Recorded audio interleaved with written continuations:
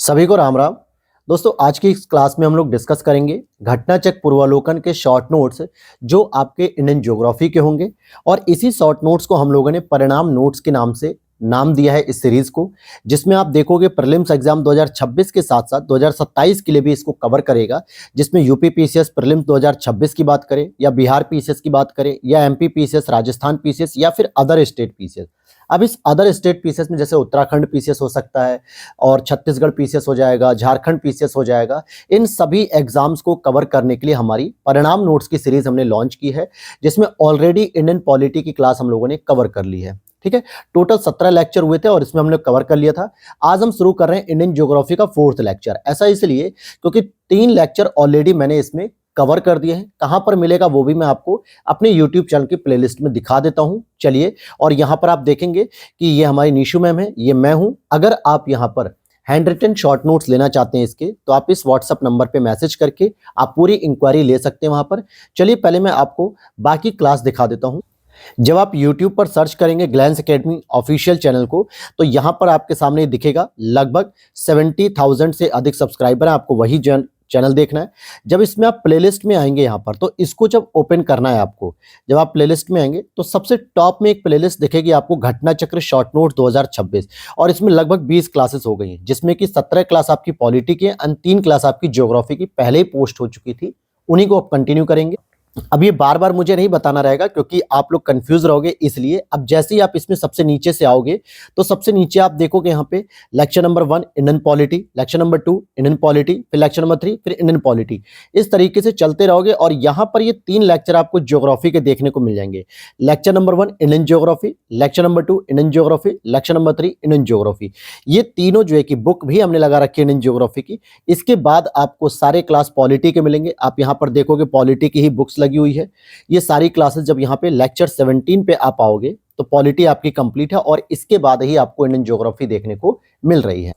तो देखो, इतनी इंफॉर्मेशन देना जरूरी थी आज की क्लास में, क्योंकि ताकि बच्चों को कंफ्यूजन ना हो कि बाकी क्लास कहाँ मिलेगी। और मेंस आंसर राइटिंग के लिए आप जीएस पेपर 1, 2, 3, 4 एंड 5, 6 के लिए आप हमारी इस सीरीज को फॉलो कर सकते हैं। हैंड रिटन शॉर्ट नोट्स में इसी व्हाट्सएप नंबर से आप इंक्वायरी ले सकते हैं। तो चलिए, हम लोगों ने जो लेक्चर नंबर 3 तक पढ़ा था उसमें घाटियों से पहले की हमने चीजों को कवर कर लिया था। ठीक है, इसको भी कोशिश करेंगे कि 15 से 16 चैप्टर में हम लोग इसको कंप्लीट कर लेंगे, 15 से 16 लेक्चर में। अब यहां पर हम घाटियों की बात करेंगे। इससे पहले हम लोग चोटियां पढ़ रहे थे। देखिए, घाटियां क्या होती हैं? 2 पर्वत चोटियों के बीच में जो स्थित स्थान होता है उसको ही सामान्यतः हम लोग घाटियां कहते हैं। जैसे मान लो एक ये पर्वत हो गया, एक ये पर्वत हो गया, तो इसके बीच का जो क्षेत्र है ना, जहां पे नदियों का प्रवाह भी देखने को मिलता है आपको, यहाँ पर जो है कि जो मैदानी क्षेत्र भी थोड़े बहुत देखने को मिलते हैं, खेती वगैरह हो जाती है, क्योंकि सामान्यतः जो पहाड़ के लोग होते हैं वो इन्हीं घाटी क्षेत्रों में ही अपना निवास करते हैं। चोटी के ऊपर रहते नहीं है। चोटी के ऊपर बहुत लिमिटेड लोग ही रहते हैं, चोटी के आसपास ज्यादातर लोग इसी घाटी वाले क्षेत्र में रहते हैं। तो इन्हीं को घाटियों के रूप में हम देखते हैं। जैसे, क्योंकि देखिए इंडियन ज्योग्राफी में क्या है, प्रीलिम्स में आपका डायरेक्ट फैक्ट ओरिएंटेड प्रश्न आते हैं, तो आपको यहां पर इन चीजों को सीखना भी पड़ेगा। कश्मीर घाटी किस प्रकार की घाटी है, सबसे पहले आपको यह पता रहे। अब कश्मीर की घाटी अगर आप देखोगे तो 2 पर्वतों के बीच स्थित है, जो कि जास्कर एवं पीर पंजाल के मध्य स्थित है। किसके किसके बीच? जास्कर और पीर पंजाल। अगर मैं आपको इसे मैप पर दिखाने का प्रयास करूं तो कुछ इस तरीके से आप देखोगे कि कश्मीर की घाटी यहां पर देखो, ये पीर पंजाल की रेंज आ रही है और ये जास्कर की रेंज आ रही है। ये तो ज्यादा ऊपर हो गया। जास्कर की रेंज कुछ इस तरीके से, क्योंकि यहां पे लद्दाख रेंज है और यहां पे कराकोरम, इसको के, इसको एल, इसको जे। तो जास्कर और इसके बीच में ये जो आपका स्थित है ना, ये वाला रेंज, ये आपका कश्मीर घाटी का रेंज हो जाएगा। ठीक है, इसी को कश्मीर घाटी कहते हैं। क्यों कह रहा हूं मैं इसको कश्मीर घाटी? क्योंकि डियर यहां पे ये आपको देखने को मिली, P for Pir Panjal, J for Zanskar, और इनके बीच में ही ये आपको कश्मीर घाटी देखने को मिल रही है। तो जब भी आपसे प्रश्न पूछे कि कश्मीर घाटी किन 2 चोटियों के मध्य स्थित है, तो आपको यही आंसर देना है। ठीक है, समझ में आ गया। और ये मुख्य रूप से विवर्तनिकी घाटी एवं अपर्दन और निक्षेपण का भी उदाहरण है। अब विवर्तनिकी घाटी का मतलब क्या होता है? जब प्लेट टेक्टोनिक थियरी के माध्यम से आप देखते हो कि पर्वतों का निर्माण हो रहा होता है। जैसे ट्रांस हिमालय में आपने सबसे पहले क्या देखा? कराकोरम रेंज को देख लिया, फिर उसके बाद लद्दाख रेंज को देखा, फिर उसके बाद जास्कर रेंज को देखा, फिर उसके बाद आपने वृहद हिमालय की श्रेणी को देखा, फिर लघु हिमालय जिसमें आपने पीर पंजाल को देखा। ये सभी हिमालयों का निर्माण जो है प्लेट टेक्टोनिक थियरी से हुआ है। किससे हुआ है? प्लेट टेक्टोनिक थियरी से। तो इसके माध्यम से जब पर्वतों का जो है कि नए तरीके से संरचना होती है, तो जब पर्वत अपर्दन करते हैं यानी कि टूट के बाहर निकलते हैं तो बीच में एक घाटी का निर्माण भी कर रहे होते हैं। तो इस तरीके से कह सकते हो कि कश्मीर घाटी का निर्माण इसी तरीके से हुआ है, ठीक है। और अपर्दन और निक्षेपण भी हुआ है, किसका? जो पर्वतों का निक्षेपण होता है, अपर्दन होता है, तो उसके जो कण होते हैं, जो मॉलिक्यूल्स होते हैं, वो सब नीचे आके घाटियों में जमते जाते हैं और घाटियों का विस्तार होता जाता है। तो ये अगर आपसे डायरेक्ट प्रश्न समझ में आ गया हो तो कमेंट कर देना या लाइक कर देना कि कश्मीर घाटी किसके किसके मध्य स्थित है। अब देखो, समझाऊंगा नहीं तो फिर आप समझोगे कैसे, तो ये चीजें जरूरी है समझना। अब यहाँ पे मिजोरम को मोलेसिस बेसिन कहा जाता है। मोलेसिस बेसिन क्यों कहा जाता है? क्योंकि देखो, मिजोरम का जो क्षेत्रफल है मैक्सिमम, वो एक तरीके से नदी वाला क्षेत्र है, यानी कि तालाब वाला, सरोवरी एक तरीके से, जहां पे दलदली भूमि का भी विस्तार देखने को मिलता है, इसलिए इसको मोलेसिस बेसिन कहा जाता है। नरम असंगठित निक्षेप, यानी निक्षेप तो है, डिपोजिशन तो है, जैसे ब्रह्मपुत्रा नदी आती है तो बहुत सारे वहां पे पर्वत वगैरह कट रहे हैं। मिजोरम वगैरह में तो खैर ब्रह्मपुत्रा नहीं जाती है, जो छोटी छोटी नदियां हैं, बराक नदी वगैरह ये सब, तो इनसे जो है कि जो पर्वतों का जो निक्षेपण हो रहा है वो अभी नरम है, यानी कि बहुत पुराने नहीं है, कि बहुत ठोस नहीं हो गए हैं, पथरीली चट्टान नहीं है, बल्कि थोड़ी दलदली चट्टान टाइप की है, तो इसलिए इसको मोलेसिस बेसिन भी कहा जाता है। अब जैसे कुछ यहाँ पर मैंने चोटियां बना दी हैं जो आपको पता रहनी चाहिए। जैसे अगर मैं बात करूं, यहाँ पे K2 गॉडविन ऑस्टिन आपको देखने को मिले, ये भारत की, अगर मैं यहाँ पे कहूँ K2 गॉडविन ऑस्टिन, ये भारत की सबसे पहली ऊंची चोटी है। सबसे ऊंची चोटी मतलब पहली तो नहीं कहूंगा मैं, सबसे बड़ी कह सकता हूँ, ठीक है। ये जो है कि सबसे ऊंची चोटी है, ठीक है। नंबर 1 पे इसको रखेंगे, और नंबर 2 पे यहाँ सिक्किम के पास आपको देखने को मिलेगी कंचनजंगा, ठीक है। कंचनजंगा जो सेकंड नंबर पे आती है, हाईएस्ट पीक। लेकिन अगर मैं पूरे के पूरे माउंट एवरेस्ट की बात करता हूं तो सबसे पहले मतलब हिमालय की माउंट एवरेस्ट आती है। अच्छा, एक और जानकारी मैं दे दूं, K2 गॉडविन ऑस्टिन कभी भी बृहद हिमालय की संरचना नहीं है, ये मेरे भैया ये ट्रांस हिमालय की संरचना है। और ट्रांस हिमालय में भी किस पे? काराकोरम पर स्थित है। ये किस पर? काराकोरम पर। तो अगर आपसे 2-3 प्रकार से प्रश्न बनाऊं मैं ऐसे कि हिमालय की संरचना में सबसे ऊंची चोटी भारत में कौन सी है, तो हिमालय का मतलब हो गया जो आपका नवीन हिमालय जो है, मोरदार पर्वत के हिमालय जो है, उसमें आपको बता देना है कंचनजंगा। लेकिन अगर मैं कहूं कि ट्रांस हिमालय के तहत सबसे ऊंची चोटी कौन सी हो जाएगी, तो K2 गॉडविन ऑस्टिन जो कि काराकोरम रेंज पर स्थित है। तो इन भी बातों का ध्यान आपको रखना है, ठीक है। इन बातों का भी आपको क्या करना है? ध्यान रखना है, राइट। और नंगा पर्वत भी अगर आप यहां पर देखोगे तो एक नंगा पर्वत भी देखने को मिलता है जो पाकिस्तान और भारत के बॉर्डर के पास। अच्छा, एक चीज और, ये दोनों के दोनों आपको कहां देखने को मिलेंगे? लद्दाख में देखने को मिलेंगे। लद्दाख में, कोई भी जम्मू कश्मीर में नहीं है, लद्दाख में स्थित है।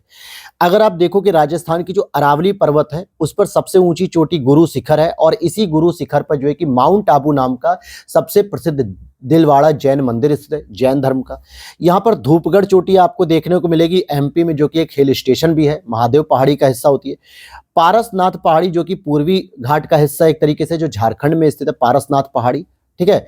मुख्य रूप से छोटा नागपुर पठार के स्थित में आती है। डाफला पहाड़ी अगर आप देखोगे तो अरुणाचल प्रदेश के हिस्से में आ जाती है। मिसमी पहाड़ी भी देखो यहाँ पर है। सारामती, ये जो हमने ऊपर पढ़ी थी, नागालैंड के अंतर्गत। ब्लू पीक मिजोरम के अंतर्गत आती है। मलयगिरी ओडिशा के अंतर्गत आती है। महेंद्रगिरी आपकी आंध्र प्रदेश के अंतर्गत आएगी। दोदा बेटा आपकी तमिलनाडु में आती है। भले ये नीलगिरी की जो है कि दूसरी मतलब सबसे ऊंची चोटी मान सकते हो, लेकिन यहाँ पर ये जो दोदा बेटा ये मुख्य रूप से किस में आएगी? तमिलनाडु में आएगी। अगस्त्य मलाई जो कि अनाईमुडी यहाँ पर पाई जाती है, सबसे ऊंची चोटी, ये केरल के हिस्से में आएगी। कुद्रेमुख और ब्रह्मगिरी ये भी इधर जो है कि आपके पश्चिमी घाट में हो गई। कलसूबाई महाराष्ट्र में है। महाबलेश्वर महाराष्ट्र में है। और गोरखनाथ गुजरात में। कहीं गोरखनाथ को आप यूपी में काउंट मत कर देना। तो ये कुछ इस तरीके की चोटियां हैं। बाकी अगर आप अंडमान निकोबार में भी देखते हो तो सैडल पीक मिलती है और माउंट हैरियट मिलती है। सैडल पीक सबसे उत्तरी जो है कि अंडमान पे, और मध्य अंडमान पे आपको माउंट हैरियट देखने को मिल जाती है। हालांकि चोटियां तो बहुत सारी है, लेकिन मैंने कुछ मेन बताई हैं। अब आते हैं दोबारा सक्सखाम घाटी। जो सक्सखाम घाटी होती है ये पीओके में स्थित है। पीओके का मतलब ये जो लद्दाख वाला एरिया है ना, इस एरिया में ही जो है कि ये कवर होती है। क्योंकि पीओके का हिस्सा केवल इतना ही आता है, ये वाला हिस्सा। बाकी इधर जो है कि अक्साई चीन का मामला होता है तो भारत का कुछ ओरिजिनली नक्शा कुछ इस तरीके से नीचे आ जाता है, लेकिन ये जो हिस्सा होता है ये लद्दाख के अंतर्गत आता है, इसीलिए हम यहाँ पर लिखेंगे। और चीन के द्वारा यहाँ पर बुनियादी ढांचे का भारत ने विरोध किया है। क्यों? क्योंकि ये जो पीओके वाला हिस्सा है ना, ये कुछ हिस्सा इन्होंने चाइना को दे दिया, और चाइना जब इसमें बेसिक इंफ्रास्ट्रक्चर का कोई भी काम करता है तो भारत इसका अपोज करता है। भारत इसलिए अपोज नहीं करता कि आप इंफ्रास्ट्रक्चर का काम करो, भारत इसलिए अपोज करता है कि भारतीय टेरिटरीज में कोई भी दूसरा देश जो है कि किसी भी प्रकार का काम नहीं कर सकता, क्योंकि ये भारत की संप्रभुता पे सबसे पहला आक्रमण माना जाएगा। तो इसीलिए भारत इसका हमेशा अपोज करता है। अब कुछ और भी घाटियां जो डायरेक्ट मिलान करने के लिए आती हैं यूपी पीसीएस में, बिहार पीसीएस में, जैसे मरखा घाटी। अगर आपसे पूछे, मूर्ख नहीं, मरखा घाटी, तो लद्दाख आपको बताना है। जूकू घाटी की बात करें तो नागालैंड बता देना है। ध्यान देना, नागालैंड, और नागालैंड में ही आपने एक चोटी पड़ी थी अभी, सारामती। सांगला घाटी पूछेगा कोई तो हिमाचल प्रदेश बताना है। युथांग घाटी सिक्किम में है, हालांकि यहाँ पर जो है कि आपने दर्रे वगैरह भी पढ़े हैं इंपॉर्टेंट। नेलांग घाटी की बात करें तो उत्तराखंड में। अब इनमें कंफ्यूजन हो सकता है, युथांग घाटी और नेलांग घाटी, प्रोनाउंसिएशन एक जैसा लग रहा है कि नहीं, जैसे राइमिंग वर्ड्स नहीं लग रहे हैं, युथांग नेलांग। तो यहां पर आप गलती ये कर सकते हो कि या तो सिक्किम लगा दोगे दोनों, या तो उत्तराखंड लगा दोगे, अगर आपको याद आता है तो। इसीलिए इनको अच्छे से याद रखो, और एग्जामिनर ने इसीलिए इनको दिया है कि नेलांग घाटी आपके उत्तराखंड में, युथांग घाटी आपके सिक्किम में है। शांत घाटी किसे कहते हैं, मौन घाटी किसे कहते हैं, या फिर साइलेंट वैली किसे कहते हैं, इंग्लिश में इसका वर्जन साइलेंट वैली है। तो देखिए, शांत घाटी की बात करें या मौन घाटी की या साइलेंट वैली की, केरल के पलक्कड़ जिले में स्थित है। आपने एक पढ़ा होगा फ्लावर वैली, ठीक है। फ्लावर वैली जो आपकी है मुख्य रूप से उसका विस्तार थोड़ा बहुत हिमाचल प्रदेश में भी है, लेकिन मुख्य रूप से वो उत्तराखंड में मानी जाती है, फूलों की घाटी जिसे हम कहते हैं। लेकिन यहाँ पे हम साइलेंट वैली की बात कर रहे हैं जो केरल के पलक्कड़ जिले में स्थित है, और पत्थर कडावू जल विद्युत परियोजना इसके निकट ही प्रस्तावित है। पत्थर कड़ू जो जल विद्युत परियोजना है वो इसके निकट ही क्या है, प्रस्तावित है। कुंती नदी मौन घाटी से उद्गमित होती है, और यह नदी भरत पूजा की सहायक नदी है। अब एग्जामिनर एक चीज और आपसे पूछ लेगा कि निम्नलिखित में से कौन सी नदी ऐसी है जो शांत घाटी या मौन घाटी से उद्गमित होती है। कुंती नदी, भरत पूजा नदी, या और भी जो वहां के साउथ की नदियां जो होती हैं उनके बारे में कोई नाम रख के आपसे पूछ लेगा। तो देखो, कुंती नदी का उद्भव जो है कि उद्गमन यहीं से होता है, मौन घाटी से ही, लेकिन ये मुख्य रूप से जो भरत पूजा जो केरल की सबसे बड़ी नदी मानी जाती है, इसकी एक सहायक नदी है। तो भरत पूजा नदी यहाँ से नहीं निकलती बल्कि कुंती नदी निकलती है। तो ये समझ में आगे दो तीन बातें। आगे चलते हैं, कुछ हम दर्रों के बारे में बात करेंगे। अब हमारा अगला चैप्टर है दर्रा। देखो, दर्रा कहते किसे, पहले तो आप इसको समझो।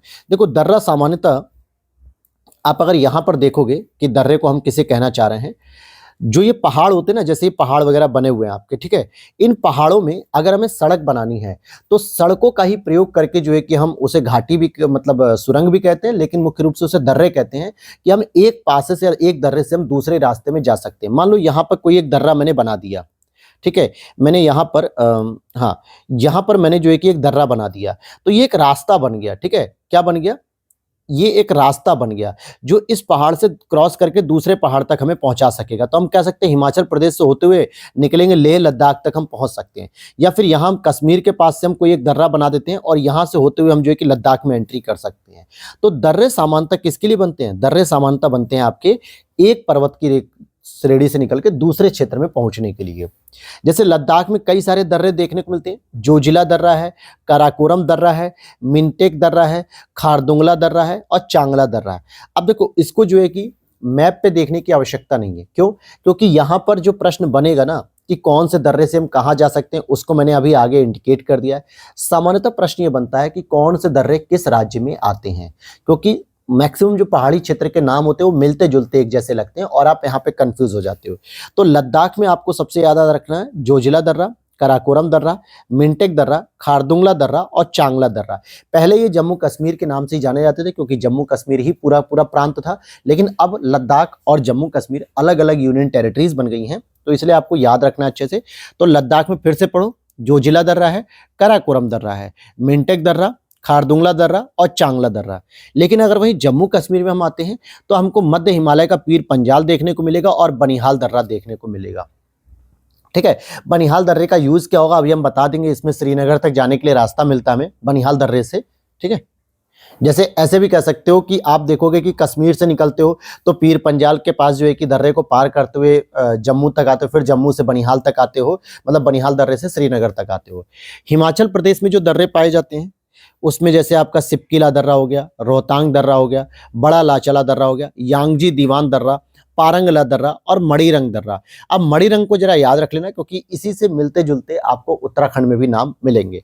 तो बड़ा लाचला तो आपको याद है, सिपकिला याद हो सकता है, रोहतांग दर्रा याद हो सकता है, लेकिन पारंगला, यांगजी दीवान और मणिरंग इन प्रकार के दर्रे भी आपको हिमाचल प्रदेश में मिलते हैं।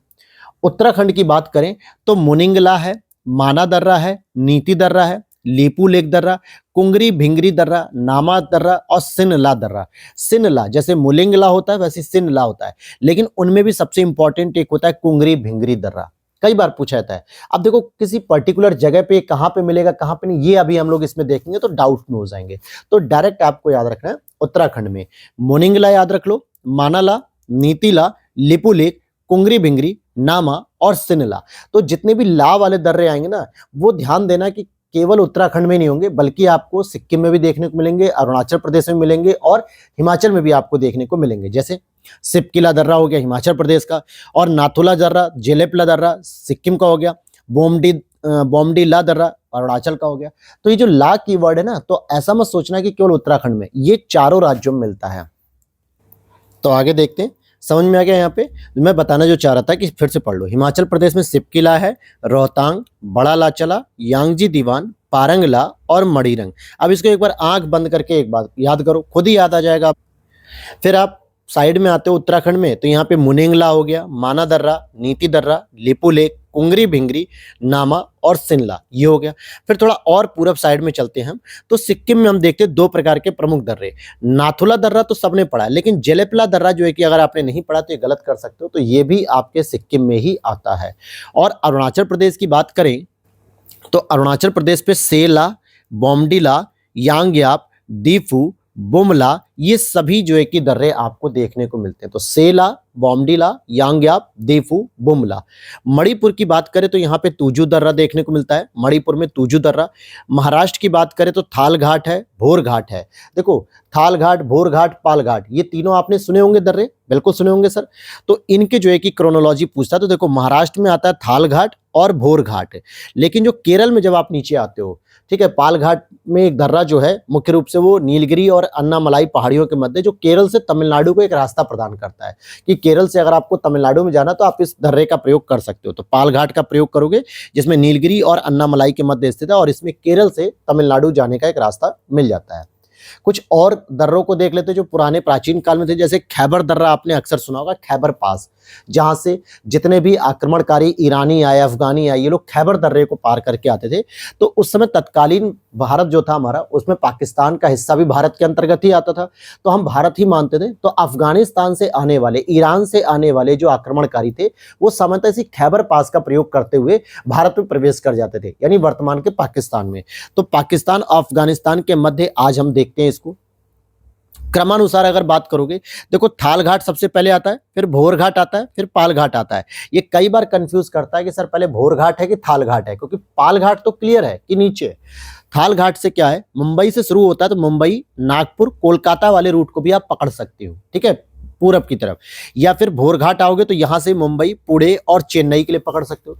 अच्छी बात यह है कि दोनों ही जो घाट हैं, थाल घाट, भोर घाट, दोनों मुंबई से शुरू होते हैं, लेकिन सबसे ऊपर पहले आपका थाल घाट आएगा, फिर उसके थोड़ा सा दक्षिण में जाने पे भोर घाट शुरू हो जाता है, और यहां से आप साउथ पूरब की तरफ जा सकते हो, यहां से आप साउथ मतलब नॉर्थ पूरब की ओर जा सकते हो।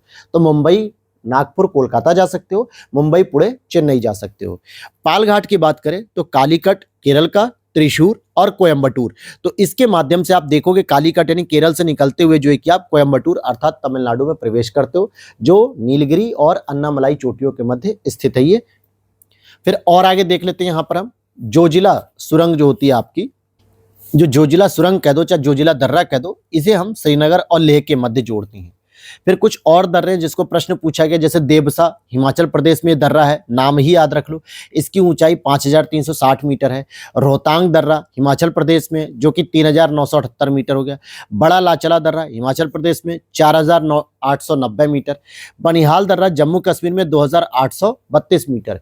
तो देखो ये मीटर भले याद ना रहे, हालांकि 2024 के प्रीलिम्स में पूछा गया है यूपीपीसीएस के द्वारा, लेकिन यहाँ पर इनके नाम याद रखना, रोहतांग हिमाचल में, बड़ा लाचला हिमाचल में और देवसा दर्रा भी हिमाचल प्रदेश में, क्योंकि यहाँ पर आप देखोगे कहीं पर भी देवसा नाम का कोई जो दर्रा वो नहीं लिखा हुआ है। बनिहाल दर्रा आपको पता है जम्मू कश्मीर में। अब जैसे एक पूरा इमेजिन करो, आप इस समय जम्मू कश्मीर के रेंज में घूम रहे हो, ठीक है, जम्मू कश्मीर। चलो मैं मैप भी लगा देता हूँ। चलो ये देख रहे हो आप, यहाँ पे मैप को देख रहे हो। तो अब इस मैप में अगर आप देखोगे तो यहाँ पे मैं आपको बताना चाह रहा हूँ, ये कश्मीर है, ठीक है, इस पॉइंट पे। फिर ये जम्मू लिखा हुआ है तो मैं यहाँ पे जम्मू लिख देता हूँ, ठीक है, जे। यहाँ पे श्रीनगर लिखा हुआ है तो मैं इसको एस कर देता हूँ। और यहाँ कहीं लद्दाख के एरिया में आपको गिलगित देखने को मिल जाएगा, ठीक है, गिलगित। और यहाँ पे ये लेह लिखा हुआ है। अब यहाँ पर आप देखो, कश्मीर से आप जम्मू जाने के लिए कौन से दर्रे का प्रयोग कर रहे हो? पीर पंजाल दर्रे का प्रयोग कर रहे हो।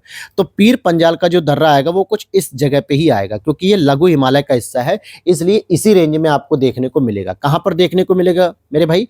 यहाँ पर देखने को मिल जाएगा। ये पीर पंजाल की श्रेणी है, तो इसमें से हम पार करके जाएंगे। लेकिन जैसे आप जम्मू से श्रीनगर जाने की बात करते हो तो इस जगह पे आप आने के लिए एक दर्रा पार करते हो जिसका नाम होता है बनिहाल दर्रा, ठीक है। और वही श्रीनगर से आप जब गिलगित जाने के लिए आते हो इस रेंज में, तो आप यहाँ पर एक दर्रा पार करते हो जिसका नाम होता है बुर्जिल दर्रा, ठीक है। और अगर श्रीनगर से आप लेह जाने की बात कर रहे हो तो यहाँ पर एक दर्रा पार करना पड़ता है आपको, जोजिला दर्रा। तो ये पूरी एक लोकेशन हो गई जहां से आप इमेजिन कर सकते हो। क्लियर हो गई बात यहाँ पर? तो फिर से समझ लेते हैं। कश्मीर से अगर आपको जम्मू जाना है तो आप पीर पंजाल दर्रे का प्रयोग करोगे। जम्मू से अगर आपको श्रीनगर जाना है तो आपको बनिहाल दर्रे का प्रयोग करना है। अगर आप श्रीनगर से गिलगित जाओगे तो आपको बुर्जिल दर्रे का प्रयोग करना है। और श्रीनगर से अगर आप लेह जाओगे तो जोजिला दर्रे का प्रयोग करना है।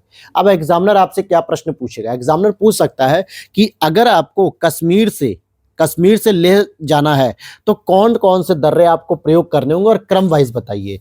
तो क्रम वाइज बताने के लिए आप बताओगे कि सर सबसे पहले हम कश्मीर से निकलेंगे तो पीर पंजाल दर्रा पार करेंगे, फिर उससे ऊपर और आगे आएंगे तो बनिहाल दर्रा पार करेंगे, फिर उसके बाद हम जोजिला दर्रे का प्रयोग करके लेह पहुंच जाएंगे। या अगर आपसे पूछे कि कश्मीर से आपको अगर गिलगित जाना है तो कितने प्रकार के दर्रे आप पार करोगे, उनको एक क्रम से बताओ, ठीक है। तो सबसे पहले आप बताओगे सर हमको पीर पंजाल जाना है, फिर बनिहाल जाना होगा, फिर बुर्जिल पार करना होगा, तब जाके हम गिलगित में आ जाएंगे। या एग्जामिनर ऐसे पूछ ले कि गिलगित से होते हुए आपको कश्मीर जाना तो आप कौन कौन से दर्रे पार करोगे? तो बुर्जिल जाएंगे, फिर बनिहाल, फिर लास्ट में पीर पंजाल आ जाएंगे। समझ आ गई बात? अब आते हैं अगले चैप्टर पे। कुछ प्रमुख हिमनद और ग्लेशियर हैं जिनके बारे में आपको लोकेशन के आधार पे पता होना चाहिए कि कौन से हिमनद या ग्लेशियर किस लोकेशन में है। देखो सियाचिन की बात करें तो सियाचिन जो हिमनद है, सियाचिन ग्लेशियर, ये विश्व का सबसे ऊंचा युद्ध स्थल माना जा चुका है, क्योंकि यहाँ पर भी युद्ध हुआ है आपका भारत पाकिस्तान के मध्य, इसीलिए सियाचिन को बहुत हाईलाइट किया था। और ये काराकोरम रेंज में आता है। अब काराकोरम कहाँ पे है, लद्दाख कहाँ पे, ये सब मैंने पहले या दूसरे लेक्चर में डिफाइन किया है आपको कि कहाँ पे काराकोरम है, कहाँ पे लद्दाख है, कहाँ पे जास्कर है, कहाँ पे पीर पंजाल है, कहाँ पे नवीन हिमालय। ये सारी चीजें मैंने दूसरे लेक्चर में ठीक से बता दिया है, तो बार बार एक ही चीज नहीं यहाँ पे डिस्कस करेंगे। तो सियाचिन की बात करें तो ये काराकोरम रेंज में आता है। बियाफो की बात करें तो ये भी काराकोरम में। हिस्पार, बाल्टोरो, ससाइनी, खोर्दोजिन और चोंगो लुंगमा, ध्यान देनोगे तो ये सभी के सभी काराकोरम रेंज में है। और काराकोरम जो रेंज होती है वो कहाँ पर आती है? लद्दाख में आती है। तो आपसे प्रश्न अगर कुछ अलग तरीके से पूछा जाए तो आपको क्या बताना है कि सियाचिन किस में आएगा? लद्दाख में आएगा सर। बाल्टोरो किस में आएगा? लद्दाख में आएगा। चोंगो लुंगमा किस में आएगा? लद्दाख में आएगा, क्योंकि ये सभी की सभी काराकोरम रेंज में है। और काराकोरम रेंज का पूरी तरीके से विस्तार कहाँ देखने को मिलता है? लद्दाख में देखने को मिलता है। फिर दो तीन और हैं। रीमो, ये भी लद्दाख रेंज में आएगा। पुनमा लद्दाख रेंज में आएगा। रूपल लद्दाख रेंज में आएगा। दियामीर ये भी लद्दाख रेंज में आएगा। तो ये सारे के सारे कहाँ पे हो गए? लद्दाख यूनियन टेरिटरीज के अंतर्गत आ जाएंगे। कुछ और देख लेते हैं। गंगोत्री और यमुनोत्री, ये आपने सुना होगा, उत्तराखंड के अंतर्गत आते हैं।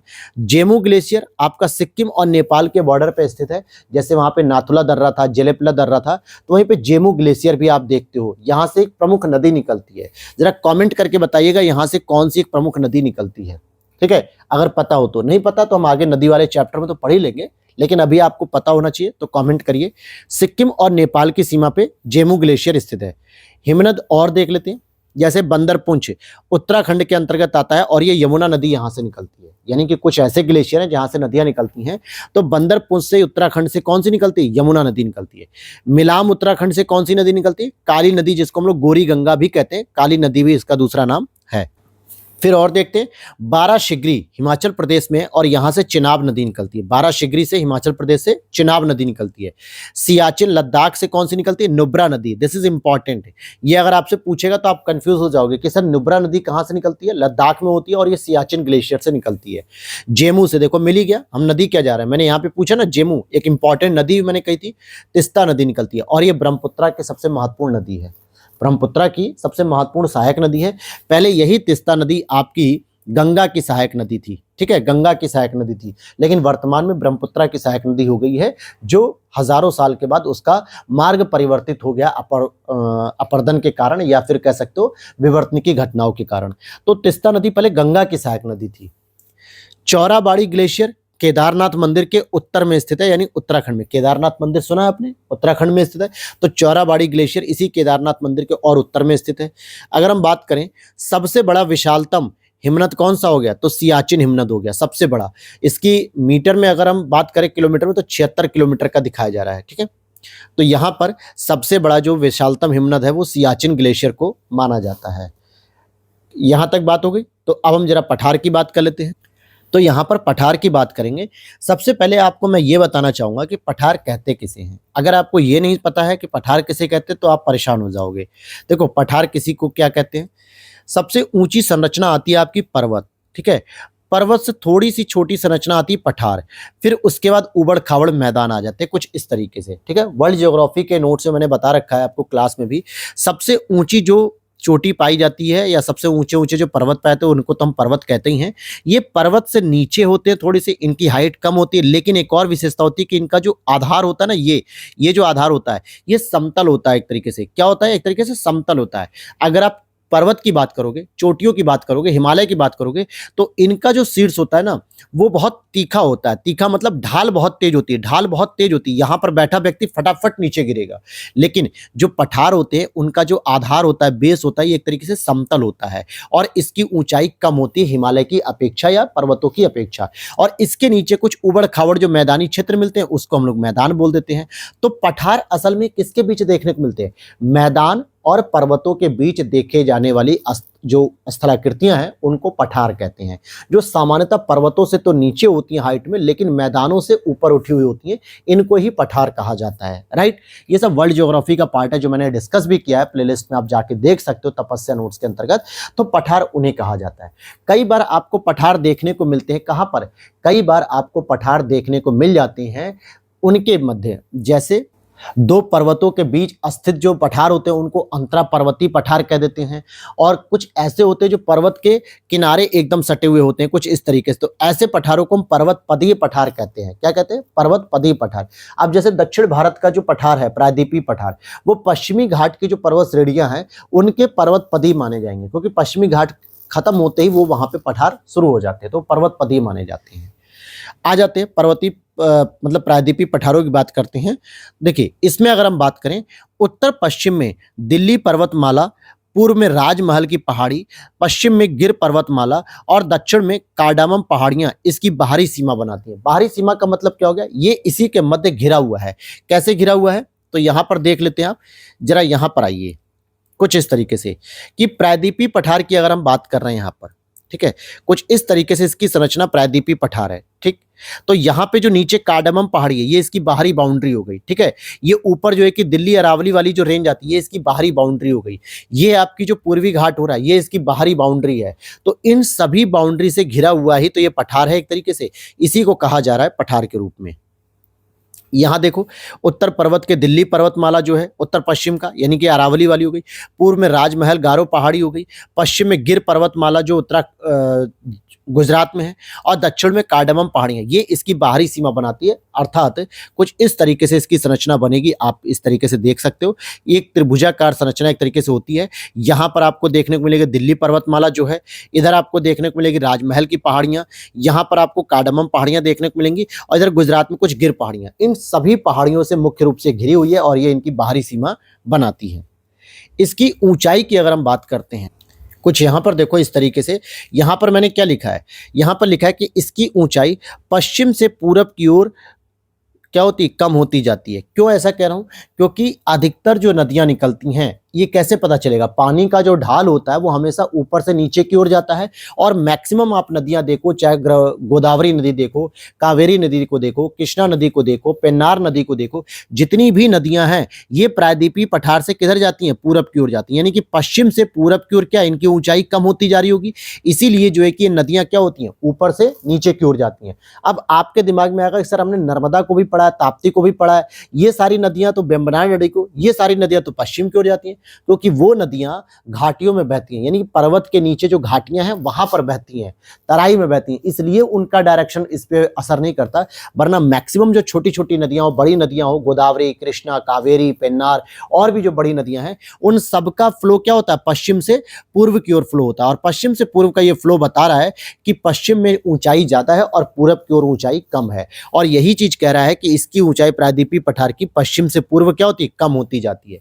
नदी मैदानों से 150 मीटर ऊंचाई से लगभग 900 मीटर ऊंचाई तक उठा हुआ है। यानी मिनिमम इसका जो है, यहां पर अगर हाइट 150 मीटर है नदी मैदानों में, तो यहां पर इसकी हाइट 900 मीटर हो सकती है। कैसे, पश्चिमी घाट पे नीलगिरी चोटी को देखो आप, नीलगिरी में जो दोदा बेटा चोटी है वो लगभग कितनी 1200 मीटर है, और ये औसत ऊंचाई के बारे में बात हो रही है। तो इन सभी चीजों से ये समझ में आता है कि भैया पश्चिमी घाट जो है पश्चिम से पूरब की ओर कम होता जाता है, प्लस इसकी ऊंचाई इधर कम है, इधर ज्यादा देखने को मिलती है। यहां पर समझ में आ गई बात। अब यहां पर देखोगे, अगर हम मुख्यतः 3 भागों में विभाजन किया गया है प्रायद्वीपीय पठार का, इसमें भी आप देखोगे कि एक तो आपका दक्कन का पठार आपको देखने को मिल ही रहा है, ठीक है। मैं थोड़ा छोटा कर देता हूं, नहीं तो आपको थोड़ी दिक्कत होगी समझने में। यहां पर देखिए, ये आपका एक तो दक्कन का पठार देखने को मिल ही रहा है, ठीक है, पहला। दूसरा आपका जो है कि मध्य उच्च भाग ये वाला जो है, जिसमें आपकी सतमाला पहाड़ियां होती, पर्वत पहाड़ियां आती, महादेव पहाड़ियां होती हैं। फिर उत्तर पूर्वी का ये जो मेघालय वाला पठार है, इसको कभी भी आप हिमालय का हिस्सा नहीं मानोगे। ये जो मुख्य रूप से है, ये आपका मुख्यतः प्रायद्वीपीय पठार का हिस्सा है। जो गारो पहाड़ियां हैं मेघालय की, गारो खासी जयंतियां, ये मेघालय पठार के नाम से जानी जाएंगी, हिमालय का विस्तार ये नहीं है। और ये मालदा गैप जो यहाँ पर देखने को मिलता है पश्चिम बंगाल में, इसी से ये अलग हो गई, टूट के अलग हो गई, यानी कि घाटी के रूप में यहाँ पे स्थित हो गई और ये अलग हो गया। या फिर ये भी कह सकते हो कि छोटा नागपुर का जो पठार आता है, ये भी इसका बाह्य विस्तार है, छोटा नागपुर पठार का ही ये विस्तार होता है, तो ये बाह्य विस्तार है। तो ये क्या है, इसका बाहरी विस्तार है। किसका, ये आपका प्रायद्वीपीय पठार, इसका ये छोटा नागपुर का रेंज, इसका बाहरी विस्तार, और इसका भी बाहरी विस्तार आपका मेघालय का पठार। तो मेघालय कभी भी पर्वत श्रृंखला का हिस्सा नहीं बल्कि पठार का हिस्सा है। शिलोंग और कार्बी एंगलोंग पठार तक इसका विस्तार है, ये पूरा इसी रेंज तक की बात कर रहा है, कुछ यहां तक की, ठीक है। अब आगे देखते हैं, कार्बोनिफेरस युग में किनका किनका निर्माण हुआ है। दामोदर, सोन और महानदी गोदावरी बेसिन में कोयले का निर्माण हुआ। कार्बोनिफेरस युग में निर्माण हुआ है कोयले का, कहां कहां पर, दामोदर घाटी में, सोन घाटी में, महानदी घाटी में, गोदावरी घाटी या बेसिन में, इन सभी में कोयले का निर्माण हुआ है।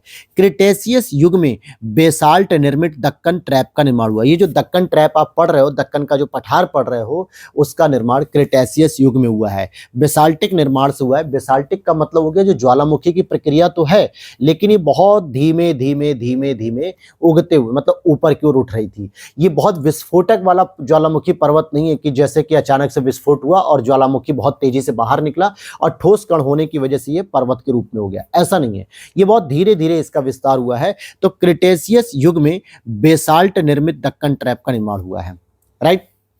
और इसके आगे एक और प्रश्न बनता है, जैसे आपसे पूछा जाएगा कि मालवा का पठार कहाँ पे अवस्थित है, तो मालवा का पठार ज्यादातर बच्चे बताएंगे राजस्थान में स्थित है। लेकिन अगर ज्योग्राफी फॉर्म में पूछा जा रहा है तो इसके उत्तर में एक अरावली श्रृंखला स्थित है, इसके पूरब में बुंदेलखंड का पठार स्थित है और इसके दक्षिण में विंध्य श्रृंखला स्थित है। इन तीनों के मध्य ही स्थित है। एग्जाम्पल के तौर पे अगर मैं यहाँ पर एक भारत का नक्शा कुछ इस तरीके से बना देता हूँ, कुछ इस तरीके से भारत का नक्शा कुछ इस तरीके से, तो यहाँ पे देखोगे अरावली श्रृंखला ऊपर हो गई, इधर बुंदेलखंड का पठार हो गया जो आपके एमपी और यूपी के बॉर्डर पे, और नीचे आपको ये विंध्य श्रृंखला देखने को मिल रही है एमपी गुजरात बॉर्डर पे। तो इनके मध्य ही स्थित देखने को मिलता है मालवा का पठार।